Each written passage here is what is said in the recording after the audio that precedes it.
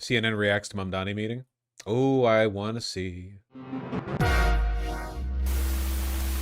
I'm really interested actually in this. I wonder if they're going to get the correct response here. I wonder if their analysis is going to trend towards the psychological. I think it's considered crass for a lot of the media personalities, or maybe in the institutions they work for, to even address the psychological, you know? They want to, it's the liberal desire to reduce everyone to the institutions they serve. A bunch of like roles and functions that are near autonomously enacted as puppets of the positions that they hold. You know, you would expect everyone to act the way they should in a given place. And it's kind of like unbecoming to go, well, they won't want to do that because they're like X, you know, they're emotionally compromised. As an outcome, because again, it is extraordinarily different to see them together in person and the way the president reacts to that than it is on his social media, where, as you point out, he was calling him a communist just yesterday, essentially. Yeah, and who knows if this will last. Obviously, if they disagree and the president tries to withhold federal funding, I mean, this is not by any means permanent. But, you know, when world leaders come to the White House, they often try to bring a gift or some kind of invitation or something to flatter the president and win him over. I was listening to Mamdani talk there. A few things he said stood out to me. He pointed out to the president that 1 in 10 voters who voted for Mamdani for mayor, he says, also voted for Trump for president. That was something the president clearly liked and highlighted. He talked about how they both ran on affordability and realized that as a key political issue for voters. And obviously how they'll tackle that seems to be quite different, but that was something they bonded over. But then, I mean, Trump is a lifelong New Yorker, and he brought up, he said that he went to a pharmacy in Queens, I believe, and was saying that that is where Trump's father used to go to pick up his medicine, and that was the pharmacist that he used to use. So he was appealing to him on all kinds of levels, not just political, but also the personal ones. And obviously he had been, you know, preparing for this meeting. He had consulted with people who've met with the president before going into this because they wanted it to be a successful outcome here, given this is his first time in the Oval Office with Trump. Yeah, that takes some serious staff work. Clearly, they know what they're doing. Interesting contrast to people like Noam and Stephen Miller, who all live in military bases. Yeah, that probably has done a lot to make them disrespectable to Trump as well. Like, listen, if there's one thing you have to give Trump credit for, he's pretty brazen. You know, he's not really a coward. I mean, Trump, you might recall, got shot at. He did, like, public venues open, no bulletproof glass, pretty often. Even after the assassination attempt, he still did public appearances pretty often, albeit with a little more security. And what's more, Trump would never, ever deign to live on a military base. Ever. If Trump finishes this term and he's still alive afterwards, you know, he's either, it's going to be Mar-a-Lago or New York, you know? There is a kind of innate authenticity there. You know, it's not authenticity, I think, in the most respectable way, but there is something there that distinguishes him from the cowards in his cabinet who are all like, you know, hiding on military bases because they're scared of somebody throwing a milkshake at them. Probably does appreciate Mamdani's brazenness walking up and down the city. Caitlin Collins, thank you very much for being here. And of course, we'll catch you tonight on The Source at 9 p.m. right here on CNN. All right, our panels here in the arena: CNN Chief National Affairs Correspondent Jeff Zeleny, CNN Special Correspondent Jamie Gangel, CNN Global Affairs Commentator, the former Deputy Press Secretary Sabrina Singh, CNN Political Commentator, Republican Strategist Sir Michael Singleton, and the eminent CNN Senior Political and Global Affairs Commentator, the former Chicago Mayor, Rahm Emanuel. Thank you all for being here. Rahm Emanuel, I want to start with you just because I'm really interested in your assessment. If you or your partner like handmade jewelry, the people out by Monument Valley often have them. Oh, buddy, don't you worry. I love turquoise, like Navajo jewelry, that kind of stuff. We're going to be passing through the Navajo Nation. I have every intention of making it rain on these. Listen, I'm sorry you got colonized, and also like the plagues we brought over from Europe or whatever. Can I have the turquoise necklace, please? 100%. Of kind of the raw political talent and display that how am I gonna differentiate like the authentic producers of high quality native merchandise from people who are like drop shipping stuff, you know? Because there's got to be stuff like that out there in any kind of tourist destination. I need to like look it up beforehand. Just saw between these two men. I mean, what were your sort of takeaways? What stuck out to you? How do you see and understand what just happened? Well, I looked at it and saw a lot of warmth, respect, and affection, actually, between the two men, which means that the private meeting and what they talked about worked. And they were taking each other's measure, and there's a respect for capability, as you said, game respects game.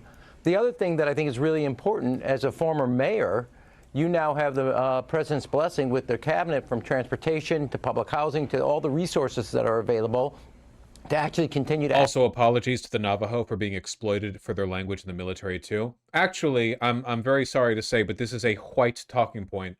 My understanding is that indigenous leaders were asked permission for the use of stuff like, you know, Tomahawk, whatever, for the helicopters, and the indigenous leaders were like, "That's dope, hell yeah, bro." They pogged out. They were like, yo, Tomahawk missile, Black Hawk helicopter. Oh my God, please! I don't even want royalties. Access both the cabinet secretaries and the essential resources. Apache helicopter, the mayor yeah. wants to see his agenda through. And they found places on the first meeting they both had an interest in finding that common ground. So I kind of looked at it and said, what you saw there was probably, they looked at each other, took a measure, they said what they said before about each other. That was then, this is now, and the road is ahead. So the past is the past, and the future is the opportunity for both of them. And they showed respect. And I think that's essential for this president, the way he operates. Yeah, I mean, and it's a, you know, it's a rare. This is not a president who does a lot necessarily of embracing, unifying, showing any semblance. Sorry, 1 second. Just like to show you how far this goes. They actually do Native American ceremonies to bless and ordain new helicopters that are named after new tribes. The Apache, this one's the Lakota chopper. Based, I would too. Hell yeah, because they're sick as hell. What matters is that they're having a good time. It's not really relevant to what we're talking about. Semblance of connection with people who otherwise might disagree with them. It seems noteworthy on that front. I want Jeff Zeleny. I want to. Yeah, sorry. Go ahead. Jump in. No, go ahead.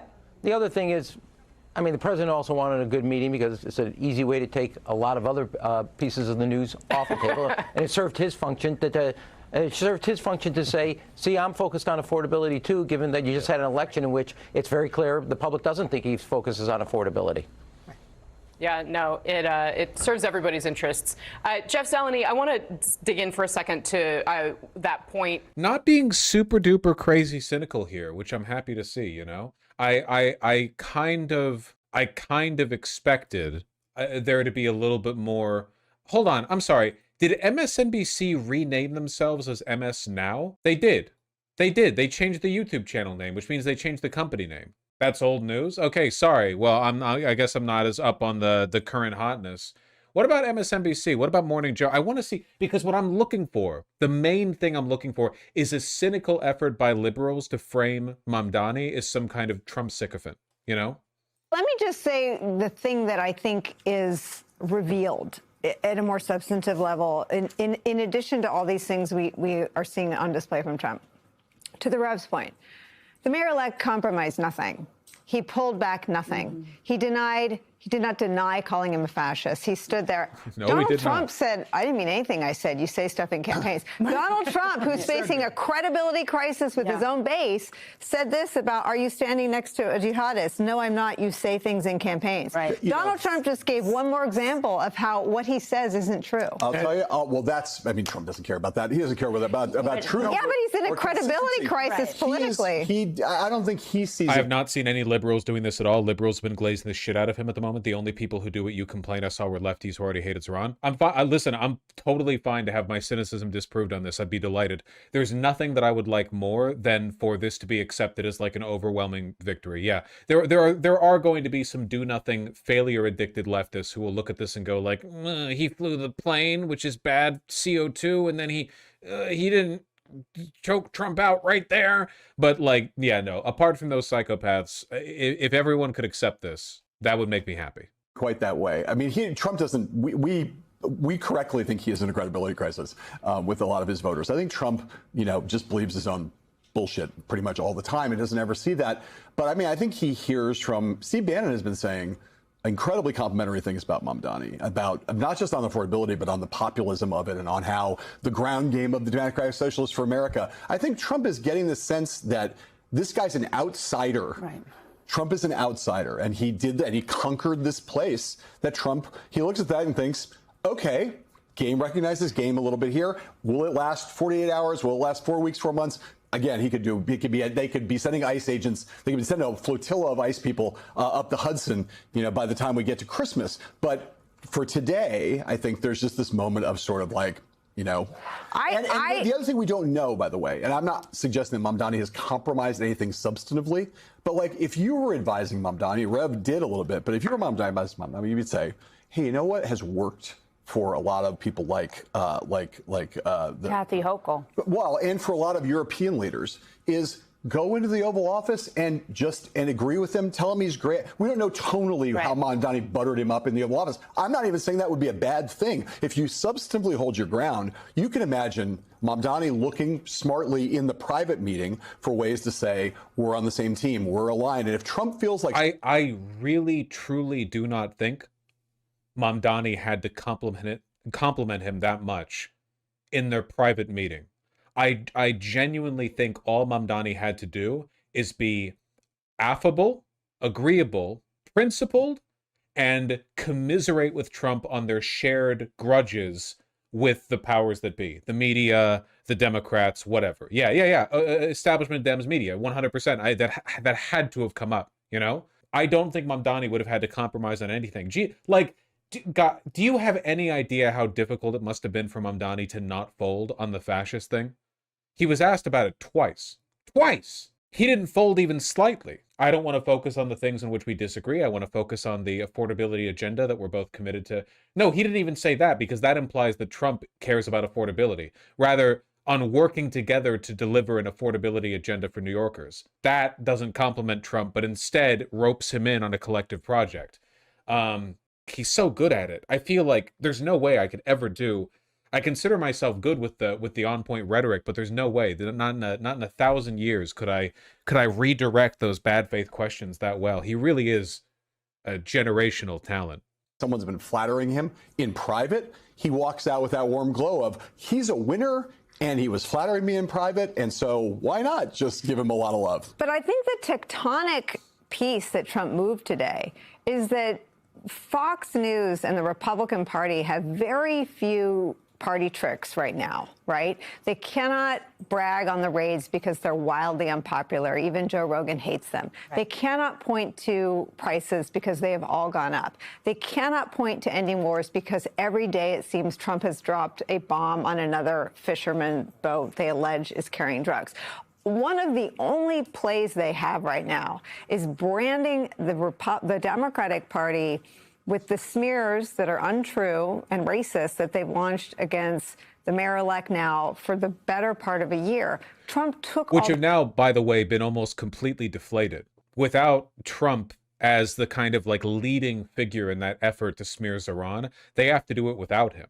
And it's a cult of personality. Without Trump, who do they have? Bill Ackman? Like, seriously, where is this, rhetorically, where is this line coming from now? Sure, you have like centrist Democrats, Zionists, whatever. But in terms of like the broader denunciation, big, like the New York Post, for example, very Trump aligned, the New York Post. What are they supposed to do now? I mean, obviously they're going to continue to critique Iran, but it really does introduce a schism.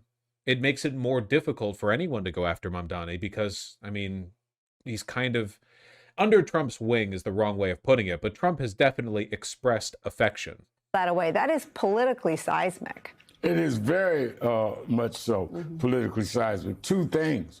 One, if the Democrats have any operatives at all, they should be cutting a commercial right now of Trump saying this and putting next to it Trump saying you say things in campaigns to prove that he's... I can't get over how skinny he is now. Look at how much space there is. I'm not doing this like as a fit critique. It's more of a like, Jesus Christ, you've lost so much weight thing. How much space there is between his neck and the shirt. Disingenuous. He admitted it. He confessed on national television that don't believe anything I say.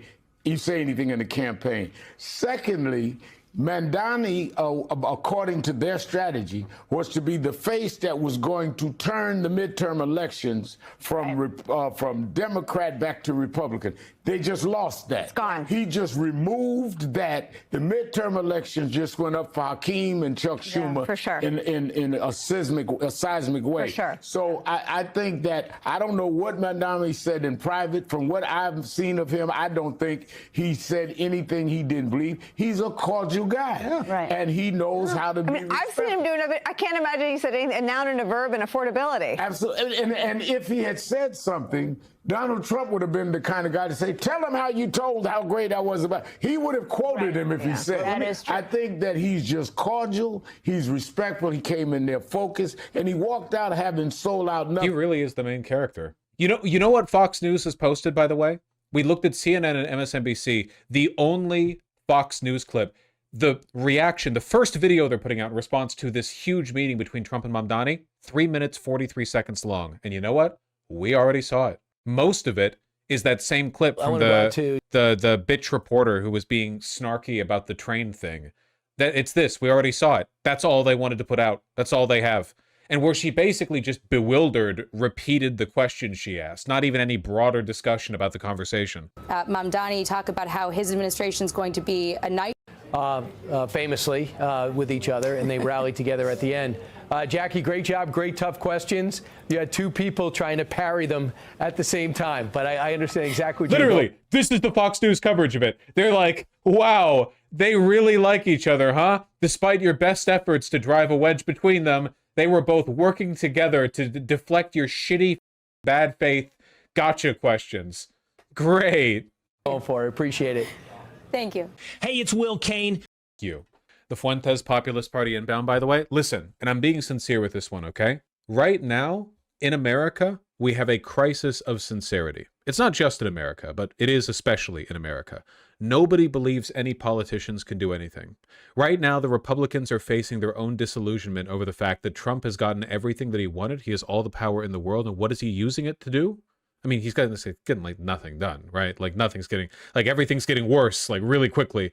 Job numbers, unemployment, tariffs, inflation, nothing's changing with the immigration situation. ICE sucks, everything sucks, the Epstein files, And the Democrats have known for a while now that their leadership can't do shit. Schumer's unpopular, Jeffries is unpopular.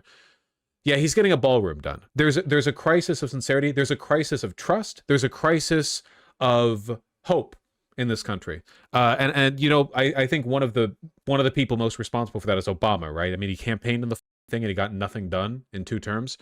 Just a continuation of the status quo, bailouts for Wall Street bankers, you know, gutted, half-sincere ACA program, whatever. You understand me. If Mamdani can accomplish what he sets out to do and maintain this energy moving forward, I think he will dissolve a significant portion of the conservative base in this country and create a seismic shift within the Democratic Party. I think he might single-handedly eradicate this fake Fuentes populist third positionist Tucker Carlson type movement, where these racists are like, what if we pretend to care about economic issues? Will that satisfy you? I think he might single-handedly do it.